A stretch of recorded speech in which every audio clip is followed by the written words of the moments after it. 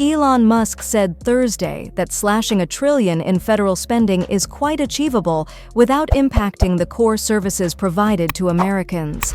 The Department of Government Efficiency leader expressed confidence in meeting the goal in an interview with Fox News special report host Bret Baier. "Our goal is to reduce the deficit by $1 trillion. So from a nominal deficit of $2 trillion to try cut def 7.5 to $1 trillion, or looked at in total federal spending, to drop the federal spending from $7 trillion to $6 trillion, Musk told Baier in a snippet of the interview that will air in full at 6 p.m. At a high level, you should think of this as we want to reduce the spending by eliminating waste, to reduce the spending by 15%, which seems really quite achievable, the world's richest man said, joined by a handful of members of his cost-cutting initiative.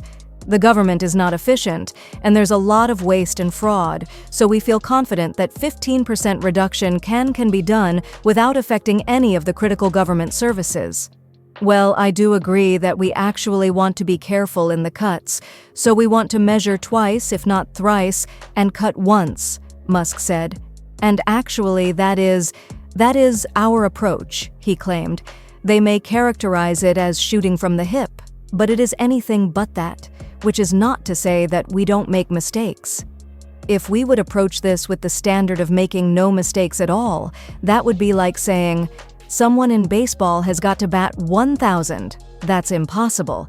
So when we do make mistakes, we correct them quickly, and we move on. Baier said that the interview touched on several billionaires aiding the DOGE campaign. The co-founder of Airbnb, Joe Gebbia, with multi-billion dollars, is essentially volunteering to redo the retirement system that is done by paper, the anchor said in a promotional Fox News appearance ahead of the full interview. They are essentially doing a Silicon Valley tech redo of computer systems that have been the same way for decades, and what they're finding and what you'll hear tonight will kind of blow your mind about some of the things, the specifics that they're finding.